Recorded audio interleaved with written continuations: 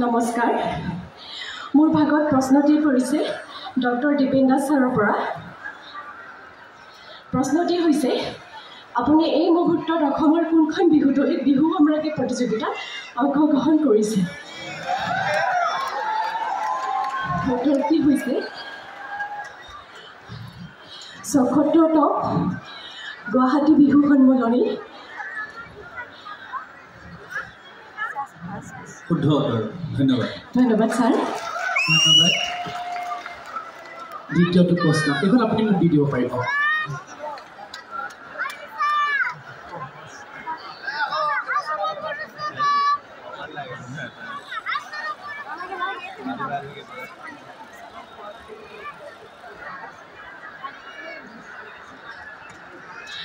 নমস্কাৰ দ্বিতীয় প্ৰশ্নটি হৈছে ধান খেতিলৈ মনত পেলাই দিয়া ফুলবিধৰ নাম কি এইটো প্ৰশ্ন পকাই দিওঁ মোৰ ধান খেতিক মনত পেলাই দিয়া ফুল কি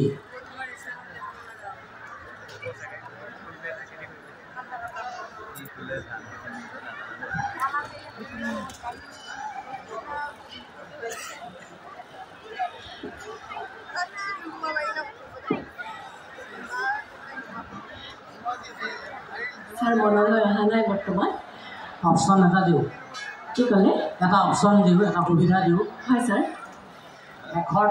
শেষত এটা কথা আছে সেই কথাটোত এই ধুনীয়াকৈ বান্ধি থোৱা আছে কি ফুল গতিকে মই শেষৰ টুকুৰা কওঁ প্ৰথম টুকুৰা নকওঁ চেষ্টা কৰিম শেষৰ টুকুৰা ক'ম বগৰী ফুলিলে এৰিবি প্ৰথম টুকুৰা যদি মনত পেলাই দিয়া যায় ফুলপাহৰ নাম ওলাই আহিব তাৰমানে খেতিটো বগৰী ফুলিলে এৰিবলৈ কৈছে আন খেতি সামৰিবলৈ কৈছে বগৰী ফুলিলে এজাৰ ধন্যবাদ ছাৰ এজাৰ ফুলিলে ধৰিবি বগৰী ফুলিলে এৰিবি বুলি কথা এটা আছে ধন্যবাদ ছাৰ কৈছে ধন্যবাদ পাহাৰী আকৌ এবাৰ ৰঙালীৰ শুভেচ্ছা ডক্টৰ দীপেন দাস ছাৰ আকৌ এবাৰ প্ৰশ্নটো পঢ়ি কৰিব জোৰা নাম সম্বন্ধীয়ে আপোনাৰ ধাৰণা এটি উদাহৰণসহ আগবঢ়াওক নমস্কাৰ ছাৰ নমস্কাৰ মোৰ মতে জোৰা নাম ল'ৰা বিহু এজনক পৰস্পৰক ৰিপ্লাই কৰাটো আৰু জোৰা নাম যোজনা কৰিও গাব পাৰি জোৰা নাম লগতে জাত নাম কৰি গাব পাৰি আৰু জোৰা নামত ছন্দ মিল দিব লাগে বিহু অভিহতিৰ মনৰ ভাৱ প্ৰকাশ কৰা হ'ব লাগে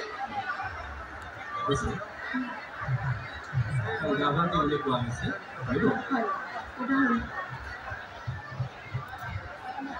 বিহুৱা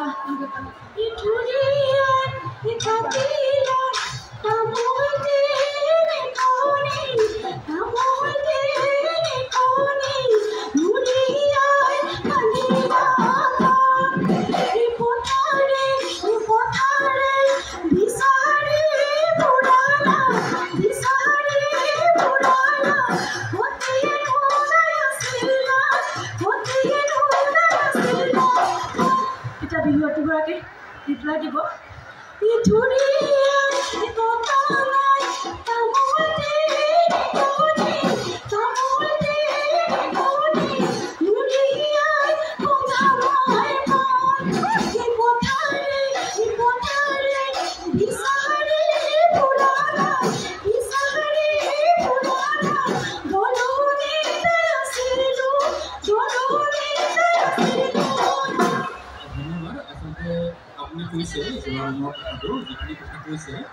সম্পূৰ্ণ শুদ্ধকৈ হ'লে আৰু ভাল লাগিব আচলতে জোৰা নাম বুলি ক'লে ডেকাই গাভৰু বা গাভৰুৱে ডেকা জুৰিব লাগে অৰ্থাৎ জোৰা নামত এটা প্ৰশ্ন থাকে প্ৰশ্নৰ এটা উত্তৰ থাকে আৰু জোৰা নামবিলাক সাধাৰণতে চাৰি শাৰীকৈ থাকে প্ৰথম দুটা শাৰী প্ৰকৃতিৰ উপমা দিয়ে আপুনি যিটো উদাহৰণ দিলে খুব সুন্দৰ হৈছে প্ৰথম দুটা ঠাইত প্ৰকৃতিৰ উপমা দিয়ে আৰু পিছৰ দুখাৰী ডেকাজনে গাভৰুৰ মনৰ ভাৱটো প্ৰকাশ কৰে যিদৰে ভাৱটো ডেকাজনে প্ৰকাশ কৰে সেইধৰণেও গাভৰুগৰাকীয়ে উত্তৰটো দিয়ে এতিয়া আপুনি গালে থুৰিয়াই কটা নাই তামোল তিনিখিনি নৰিয়াই বন্ধা নাই প্ৰাণ পথাৰে পথাৰে বিচাৰি ফুৰিলোঁ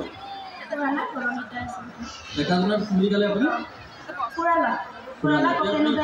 আপুনি ডেকাজনক গাব লাগিছিল কি জানে থুৰিয়াই কাটিলোঁ তামোল তিনিখনি নৰিয়াই বান্ধিলোঁ পাণ পথাৰে পথাৰে বিচাৰি ফুৰিলোঁ ক'তে দাই আছিলে তেতিয়াহে উত্তৰটো কি বুলি ক'ব গাভৰুগৰাকীয়ে থুৰিয়াই কটা নাই তামোল তিনিখনি নৰিয়াই বন্ধা নাই পাণ পথাৰে পথাৰে বিচাৰি মোক ফুৰা নাই দলনিতে গাইছিলে ধান ক'ত ধান গাই আছিল প্ৰশ্ন সুধিছে উত্তৰটো আপুনি কি দিলে দলনিত ধান গাই আছিলে তামোল নিছোঁ বুলি কৈছে আপুনি তামোল নিয়া নাই যে উত্তৰটো দিলে মনৰ ভাৱটো প্ৰকাশ কৰি যদি অকণমান প্ৰেম ভাৱটো উজ্জ্বল হৈ থাকে এটা গুণ পোৱা যায় সেয়াই হৈছে জোৰানামৰ মাধুৰ্য আপোনাক ধন্যবাদ জনাইছোঁ শুভেচ্ছা থাকিল ধন্যবাদ ছাৰ সঁচাকৈ ইমান যে ভাল লাগে বিহুনাম মোৰ ভাগত আজি কৰিছে দেশ ফুল ফুলিলে জগতে জানিলে দেশ ফুলিলে ৰাতি আমাৰ এই আঁচনি সাজি কাছি উঠিছে যেন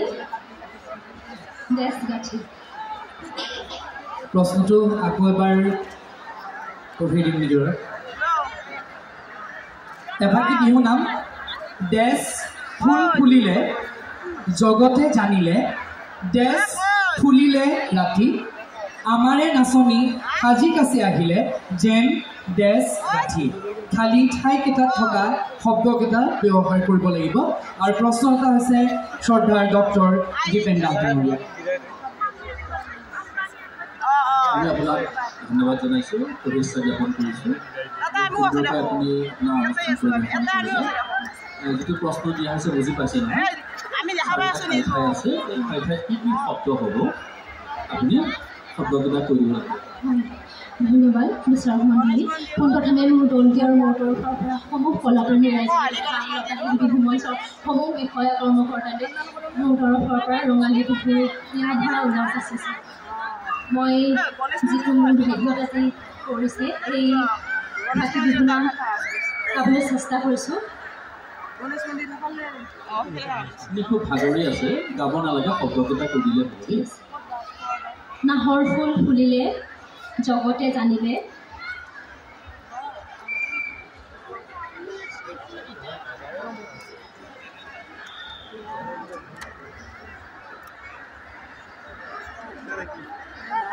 পাৰিজাত ফুলিলে ৰাতি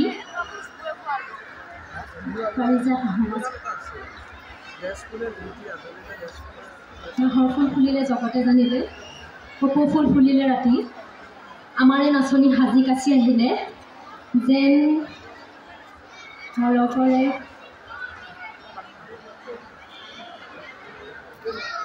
আমি কৈ দিছোঁ পৰম্পৰাগত বিহু নাটক এনেকুৱা আছিলে কপৌ ফুল ফুলিলে জগতে জানিলে থেকেৰা ফুলিলে ৰাতি আমাৰে নাচনি সাজি কাচি আহিলে যেন হালধিৰে গাঁঠি জগতে জানিলে মানে সকলোৱে গম পাকৈ ফুলিছে থেকেৰা ফুলিলে ৰাতি মানে আমি গম পোৱা নাই বুজি পাইছে ধুনীয়াকৈ উপমা দি থোৱা আছে ঠিক আছে আমি শুভেচ্ছা জনাইছোঁ ধন্যবাদ দ্বিতীয়টি প্ৰশ্ন ল'বৰ বাবে অনুৰোধ জনাইছে এখন মোক দি দিব পাৰিব আপুনি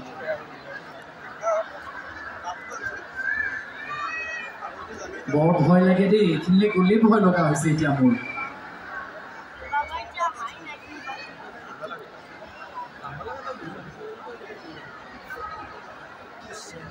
মোৰ ভাগত পৰা প্ৰশ্নটি হৈছে ঢেঁকীৰ সহায়ত আমি কি কি খাদ্য তৈয়াৰ কৰিব পাৰোঁ প্ৰশ্নটো আমাৰ ককাইদেউৰ নেকি বাৰু আচ্ছা এইবাৰ প্ৰশ্নটো আহিছে আমাৰ ৰেখা বাইদেউৰ পৰা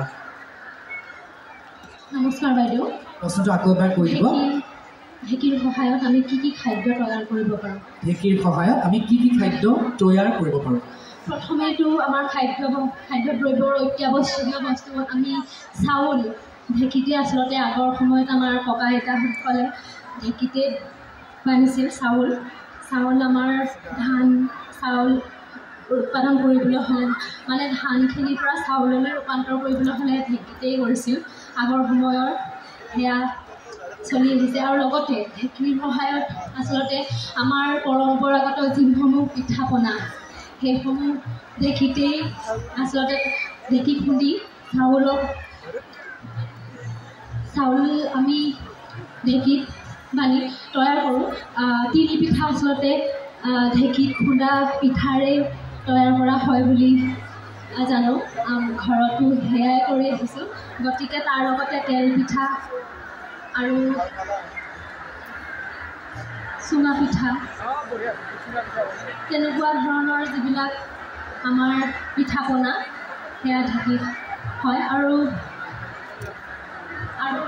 সান্দহ কড়াইৰ পৰা যি সান্দহ তৈয়াৰ হয় সেয়া ঢেঁকীত তৈয়াৰ হয়।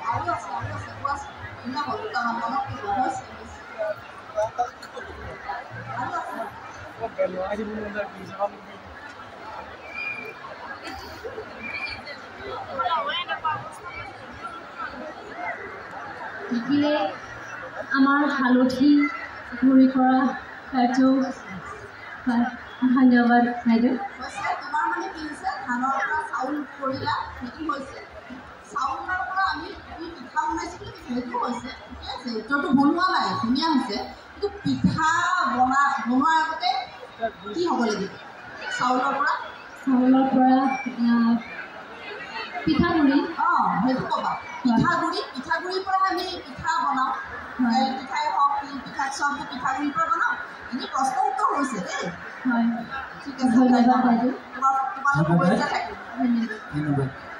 আপোনালৈ ধন্যবাদ জনাইছোঁ। আৰু আমি নমস্কাৰ।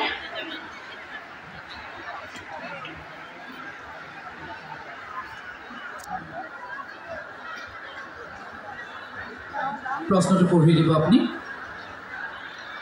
হয়, মোৰ ভাগত আজি পৰিছে ধানক বিষয়বস্তু হিচাপে কেন্দ্ৰ কৰি এফাকি বিহুনাম পৰিৱেশন কৰিব। প্ৰশ্নদাতা ডক্টৰ দীপেন দাস ছাৰ, নমস্কাৰ। পোনপ্ৰথমতে ৰঙালী বিহুৰ ইয়াৰপৰা শুভেচ্ছা জ্ঞাপন কৰিলোঁ। আজি মোৰ বিষয়ত পৰিছে ধানৰ বিষয়ে এফাকি বিহুনাম।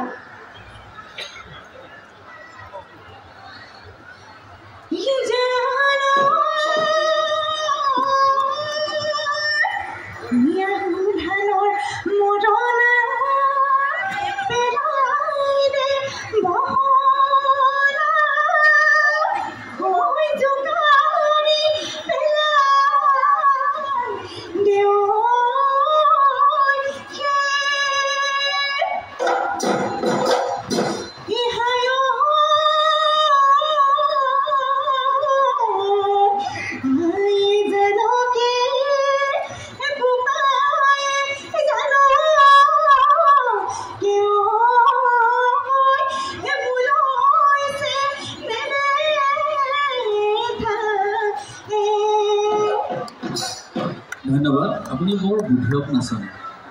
এই নামফাকে অকণমান আগতে দুবাৰমান দুগৰাকী প্ৰতিযোগীৰ লগত আলোচনা কৰা হৈছিল। হয়তো আপুনি জানে বা এতিয়াও শুনি ল'লে। যি কি নহওক উত্তৰটো হৈছে আপুনি আহ্বানক বিষয় হিচাপে লৈছে।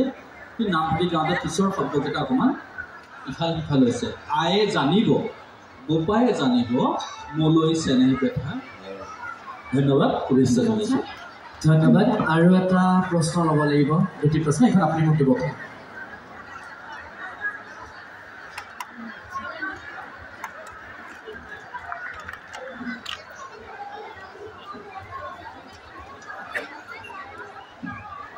মোৰ ভাগত পৰা দ্বিতীয় প্ৰশ্নটি হৈছে অসমীয়া জাতিৰ জাতীয় জীৱনত অতি আদৰৰ গামোচা ভাগক স্থান কাল অনুসৰি আমি কি ধৰণে ব্যৱহাৰ কৰিব পাৰোঁ? এইটো প্ৰশ্ন বাইদেউৰ পৰা আহিছিলে। নমস্কাৰ বাইদেউ। নমস্কাৰ। আমি আমাৰ জাতীয় গামোচাখনক আমি বিহুৱান হিচাপে আমি ব্যৱহাৰ কৰিব পাৰোঁ।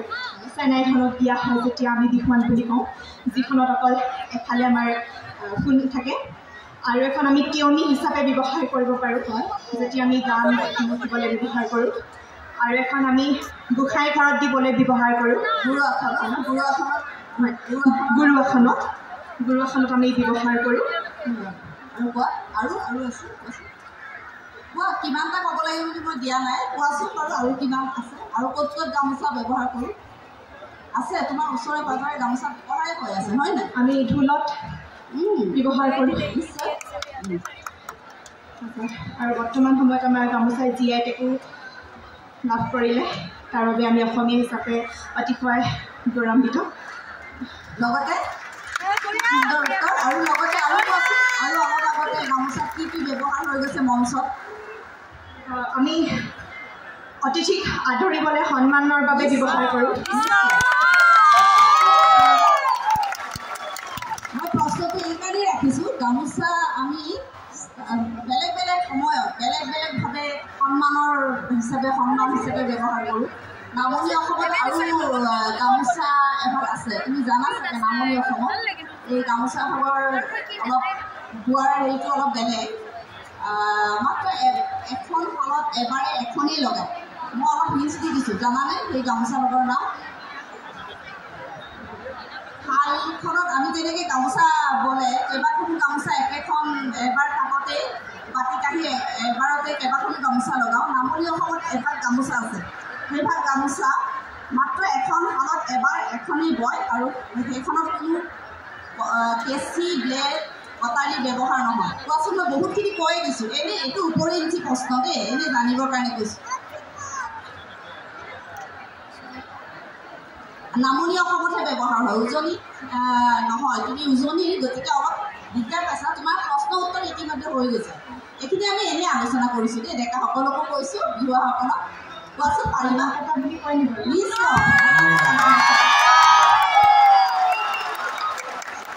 উত্তৰ ভাল লাগিছে তুমি চিন্তা কৰিও হ'লেও উত্তৰটো সুন্দৰভাৱে দিছা ধন্যবাদ তোমাৰ ভৱিষ্যত উজ্জ্বল কামনা কৰিলোঁ ধন্যবাদ বাইদেউ মোৰ আৰু মোৰ দলটিৰ ফালৰ পৰা সকলোলৈকে মই ৰঙালী বিহুৰ শুভেচ্ছা জ্ঞাপন কৰিলোঁ ধন্যবাদ ধন্যবাদ প্ৰথমতে সকলোলৈকে আমাৰ অতিকৈ মৰমৰ ৰঙালী বিহুৰ আন্তৰিক শুভেচ্ছা জ্ঞাপন কৰিছোঁ আজি মোৰ ভাগৰ পৰা বিষয়টো হৈছে টকাক লৈ এটি টকা বাদ্যবিধক টকা বাদ্যবিধক কেন্দ্ৰ কৰি এফাঁকি বিহুনাম পৰিৱেশন কৰিব ডক্টৰ ভূপেন বসাক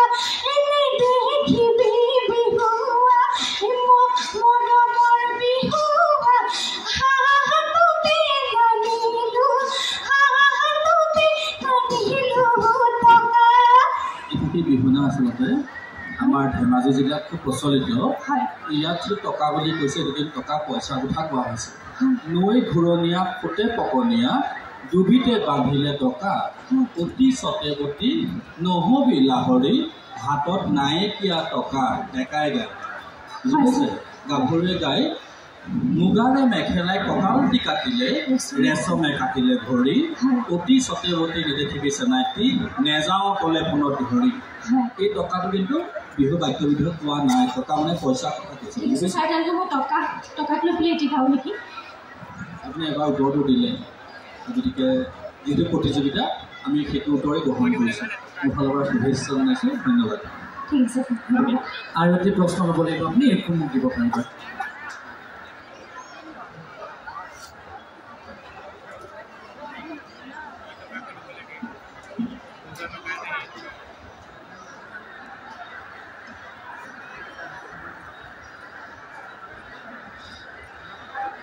বনবেণু বহাগী বিহুগীত আৰু বনঘোষা এই তিনিটা নামৰ বিশেষত্ব কি প্ৰশ্নদাতা doctor Dipen Das sir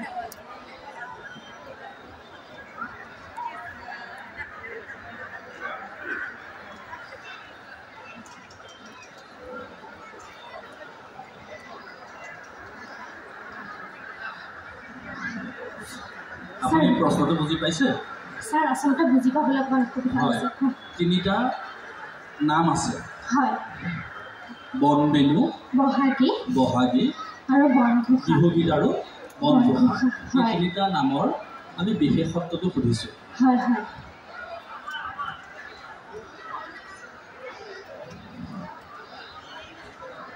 sir বিহুগীত লৈ পেলাই মই অকণমান ক'ব পাৰিম। মই তিনিটা নামৰ বিশেষত্ব সুধিছোঁ, মানে তিনিটা নাম বুজি হয় পাইছে? হয়।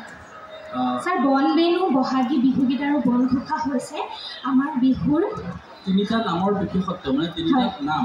হয়।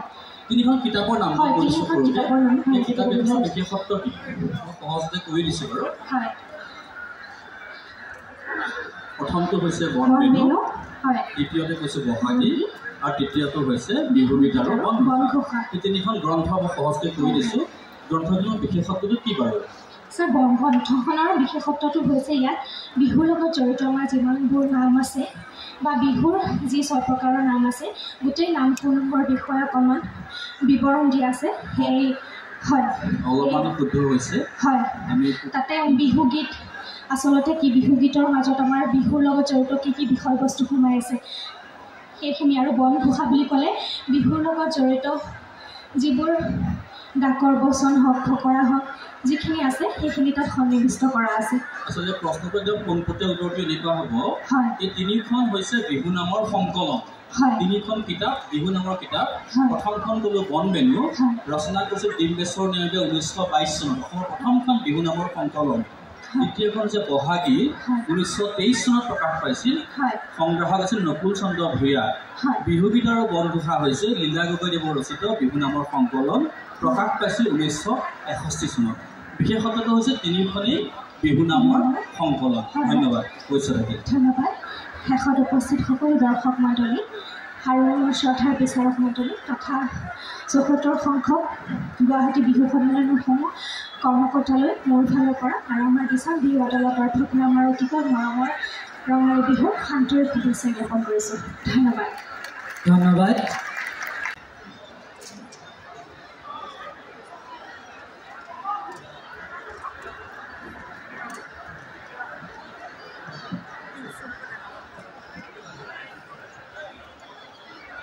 নমস্কাৰ। মোৰ প্ৰথম প্ৰশ্নটি হৈছে, ঐ ফুল ফুলিলে জগতে জানিলে, থেকেৰা ফুলিলে ৰাতি। বুজি পাইছেনে বাৰু? ঔ ফুল আচলতে সেইটো হৈছে কি, ঔ ফুল ফুলিলে জগতে জানিলে, থেকেৰা ফুলিলে ৰাতি, ডেছ ডেছ ডেছ ডেছ। ইয়াৰ পিছৰখিনি খালী ঠাইখিনি সম্পূৰ্ণ কৰিব লাগিব, নহয় জানো? এই প্ৰশ্নটো কাৰ ফালৰ পৰা আহিছিলে এবাৰ? এইটো মই দিছোঁ। হয়, ককাইদেৱে দিছিলে এইটো প্ৰশ্ন।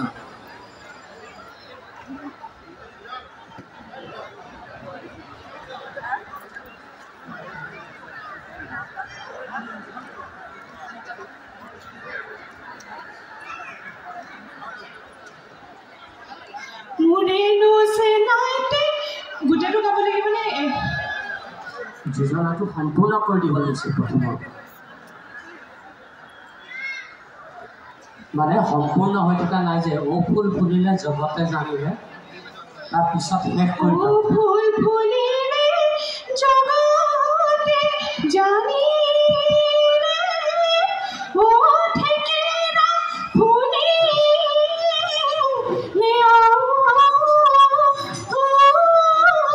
ৰাতি, মোৰে শুনছে নাইতে মনে নাই যাই কৰি, ও তোকে বিহুতে দেখি। নিশা কিছু সময় আগতে আজি সৌভাগ্যক্ৰমে ডক্টৰ দীপেন দাসেও দিছে এই যোজনাটো, আৰু মই গম নাপাওঁ তেখেতে দিছে বুলি, ময়ো দিছোঁ। আগতে এবাৰ হৈ গৈছে, অলপ আগতে হৈ গৈছে, গতিকে ভুল হৈ থাকিলে নহয়।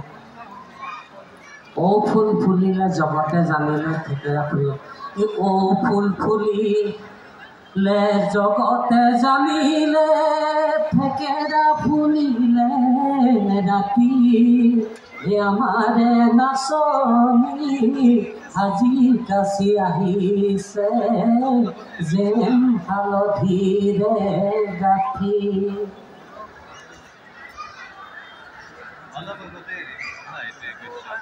এতিয়া দ্বিতীয়টো প্ৰশ্নলৈ যাওঁ।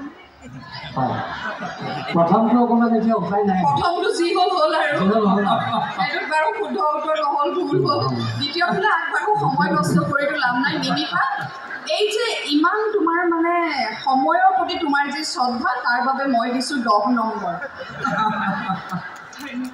আচলতে ছাৰে কোৱা মতে এইটো প্ৰশ্ন প্ৰথমতে হৈ গ'ল নেকি, কিবা এটা এনেকৈ ক'লে। মই নাজানো যে দীপেন দাসে এই যোজনাটো দিলে তেওঁৰ প্ৰশ্ন মিটালে, ময়ো দি দিলোঁ। একেটা ইমান কমন হৈ গ'ল। কোনোবা এগৰাকীয়ে আগতে পালে অলপ প্ৰকাৰটো বেলেগ গাই গৈছে, আগতে এগৰাকী প্ৰকাৰটো বেলেগ আছিলে। মই পিছৰ টুকুৰা দিয়া নাই, সম্পূৰ্ণ কৰিব দিছোঁ। আৰু তেখেতে মাত্ৰ মাজৰ কেইটুকুৰা খালী আছিলে, কেইটামান খালী তিনিটা শব্দ আমি খালী ঠাইত দুবাৰ হৈছে যদি তথাপিও এইটো প্ৰশ্নই। আচলতে আপুনি কওঁতে ধৰিব নোৱাৰিলোঁ, সেইটো কাৰণে মই অকণমান ৰাইজক জনাব বিচাৰিছোঁ এটা কথা। আচলতে লতাশিলৰ আমাৰ ঐতিহ্যমণ্ডিত গুৱাহাটী বিহু সন্মিলনী একেই বৈশিষ্ট্য যে কোন বিচাৰকে কি প্ৰশ্নতে সেইটোও বিচাৰকসকলে নাজানে।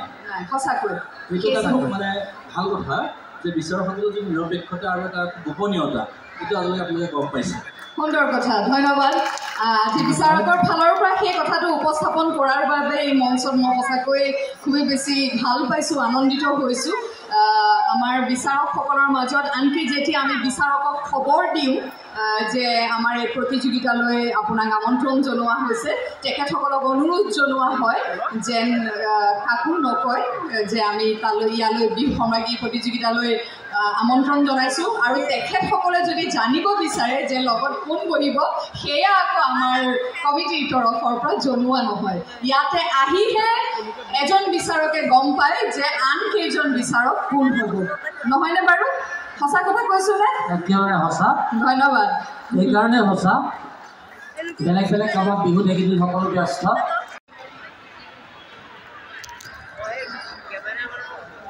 নমস্কাৰ। পোনপ্ৰথমে ইয়াত উপস্থিত ৰাইজ তথা আমাৰ শ্ৰদ্ধাৰ বিচাৰক মণ্ডলীলৈ মই আৰু মোৰ দলটিৰ ফালৰ পৰা অসমীয়া নৱবৰ্ষ তথা ৰঙালী বিহুৰ ওলগ জনাইছোঁ, লগতে উদয়দালৈও জনাইছোঁ আৰু লগতে বৰষা পালোঁ। মোৰ ভাগত পৰা প্ৰশ্নটো হৈছে খালী ঠাইকেইটা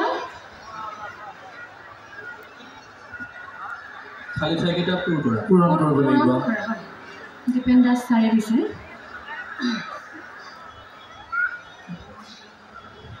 আজি বিহু বিহু কাইলৈ বিহু বিহু, আজি বিহু বিহু কালি বিহু বিহু, নাহৰ ফুল ফুলিবৰ মন, নাহৰ ফুল ফুলিবৰ মন, বতৰ কেতেকী চৰাই কাটে সৰু সূতা, কেতেকী চৰাই কাটে সৰু সূতা,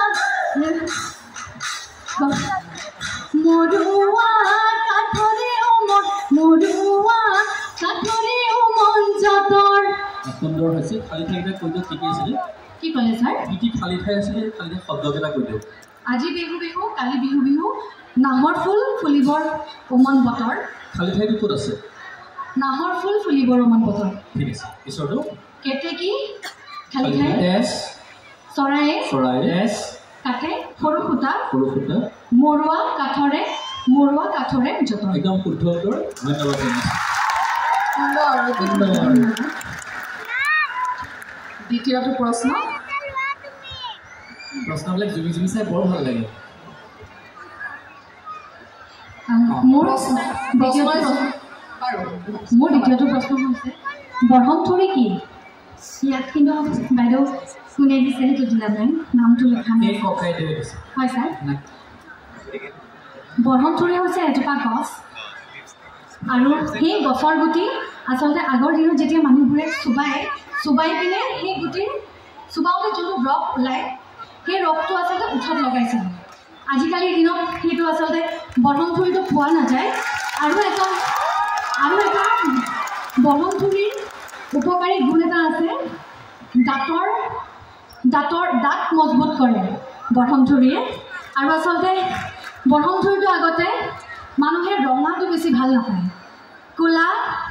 কোলাটো চুবাই দিয়ে কলাটো ভাল পাইছিলে তেওঁলোকে সেইকাৰণে আচলতে সেইটো চুবাই পিনে তাৰ ৰসটোৰে উচ বোলাইছিলে বাপৰে বনমথুৰিৰ ওপৰত ৰচনাই মাতি দিলে একেবাৰে কেনে পালে সুন্দৰ হৈছে খুব ভাল লাগিলে উত্তৰ পাই আগৰ মানুহে সঁচাকৈ কলা দাঁত ভাল পাইছিলে কলা দাঁতহে ভাল পাইছিলে একেবাৰে কিচকিচীয়া কলা হ'লেও ভাল পাইছিলে আগৰ মানুহে আৰু তেনেকুৱা মানুহ মই লগ পাইছিলোঁ মোৰ জীৱনত হাঁহি দিলে কলাই দেখি একোৱে নেদেখে তাৰপিছতে দেখিলেহেঁতেন মই বোলে হাঁহি দিছোঁ বৰষুণীয়ে বৰষাৰে হাঁহি দিছে দাঁতকেইটা কলা বৰ ধুনীয়া দেখিব তোক তাৰপিছতে সুধিছিলোঁ যে এইটো কি কাৰণে কলা তেতিয়া তেওঁলোকে কৈছিলে আগতে কলা দাঁতৰ আয়ুস বেছি আৰু দাঁত ভাল হৈ থাকিলে স্বাস্থ্যও ভাল হৈ থাকিব খুব চাই আনিছিলে বোলে আগতে দৰা কইনা দাঁত কলা হয়নে নহয় বুলি চাইছিলে মই আজিয়ে গৈ ভাস্কৰৰ দাঁতকেইটা কলা কৰিম তই চাই ভাত যিমান ছোৱালীবিলাক আছে বৰ কষ্ট পাইছে চাগে মানে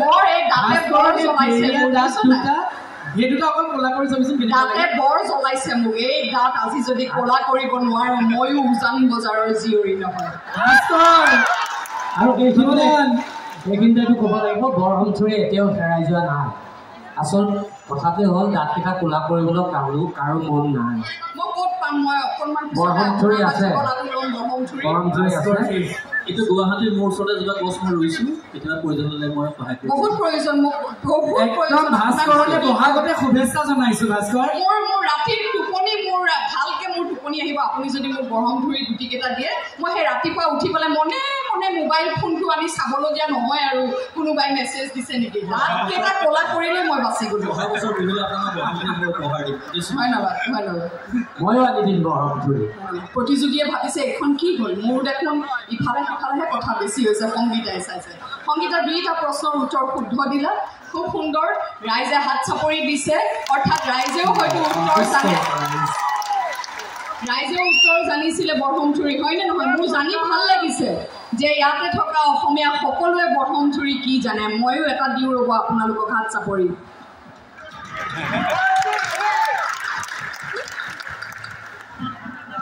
বাৰু শুভেচ্ছা থাকিলে সংগীতাৰ দলটিলৈও মই শুভেচ্ছা জনাইছোঁ এই দলটিতে আছে এজন প্ৰেমিক চৰাই ধন্যবাদ বাৰু শুভেচ্ছা থাকিল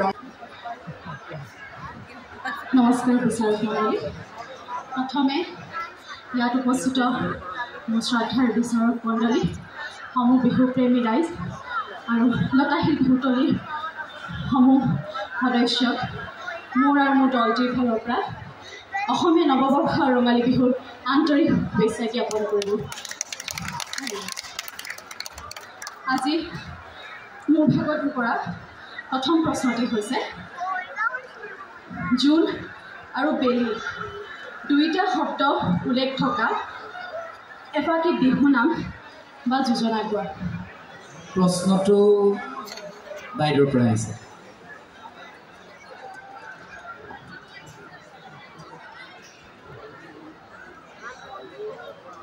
যিটো পাৰা যোজনা পাৰিলে যোজনা কোৱা নাম পাৰিলে নাম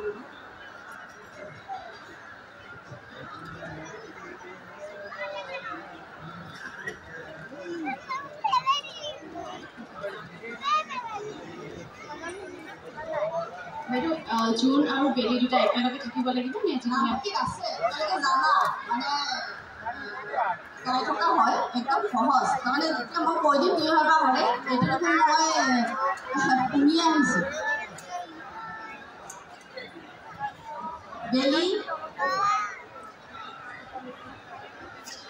বাইদেউ মই এটা বিহু নাম জানো সেইটো গাই দিছোঁ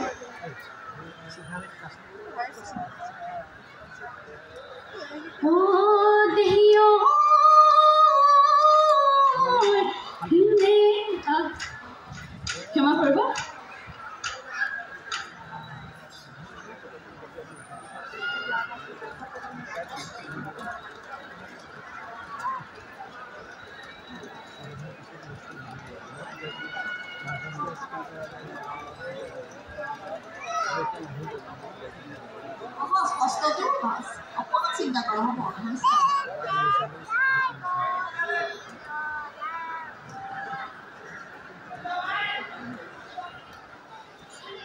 সময় মই গাই দিছোঁ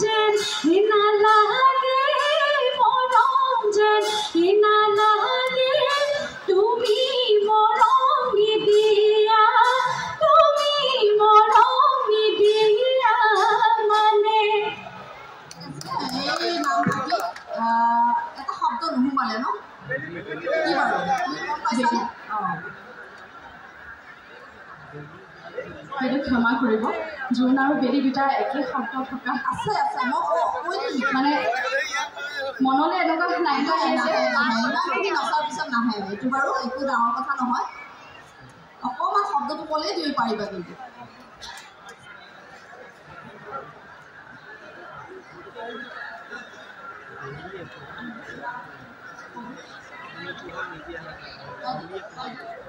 মই গাই দিওঁ নেকি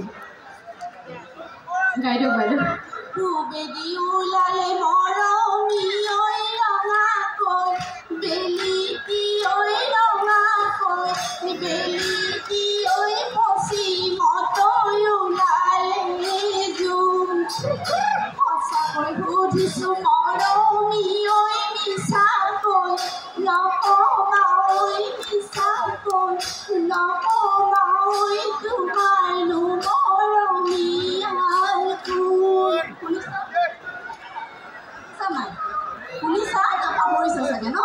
ক্ষমা কৰিব বাইদেউ এই নামষাৰ মই জ্ঞাত নাছিলোঁ আৰু এটা প্ৰশ্ন আছে কিন্তু আৰু এটা প্ৰশ্ন হ'বলৈ এইখন মোক দিব পাৰিব আপুনি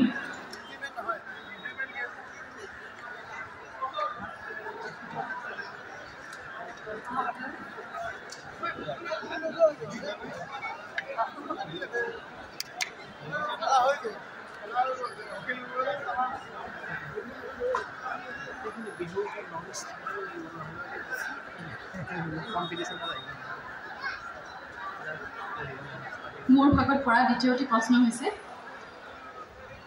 এগৰাকী মহান ব্যক্তিয়ে কৈছিলে যে বিহু গীতত যি আছে অসমত আছে অসমত যি নাই বিহু গীততো নাই এই কথাষাৰি কোনগৰাকী মহান ব্যক্তিয়ে কৈছিলে হয় মই দিছোঁ প্ৰশ্নটো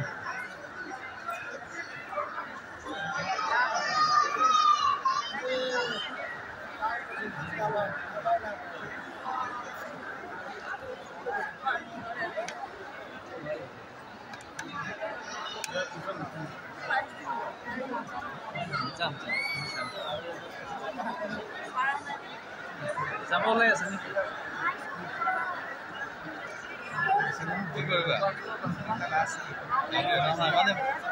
মই অনুমান কৰিব পাৰিছোঁ বাক্যশাৰী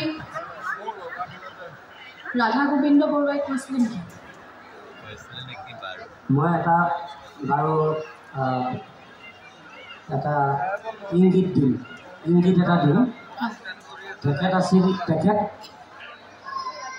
জন্মসূত্ৰে অসমৰ নহয় কিন্তু অসমলৈ আহি তেওঁ অসমীয়া লোক সংস্কৃতি অধ্যয়ন কৰিছিলে তাৰ ওপৰত তেওঁ বহুত গৱেষণা কৰিছিলে লিখা মেলা কৰিছিলে আৰু শেষত ইমানেই ভাল পালে অসমীয়া লোক সংস্কৃতি তেওঁৰ নিজৰ জী আৰু পুতেকৰ নাম ৰংমন আৰু ৰঙিলী ৰাখিছিলে তেওঁ কিন্তু জন্মসূত্ৰে অসমৰ নহয়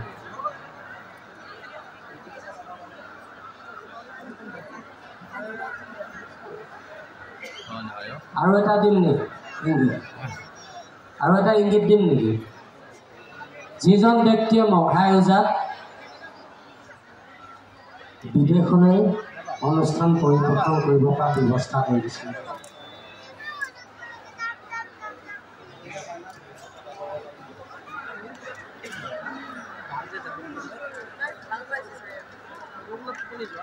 তিনিটা সুবিধা দিব লাগে আৰু এটা দি দিওঁ তেওঁ গণনাট্য সংঘৰ অসমৰ সভাপতি আছিল।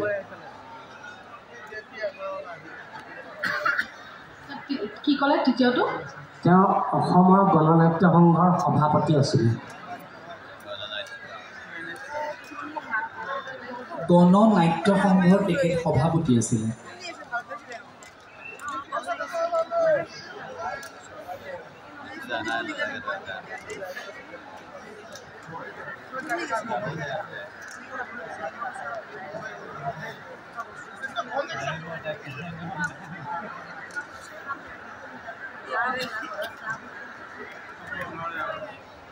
গোপীনাথ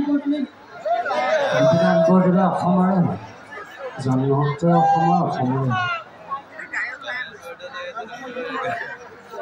তেতিয়াহ'লে আৰু এটা সুবিধা দিব নোৱাৰিম আৰু নামটো কৈ দিলে নহয় দুবাৰ।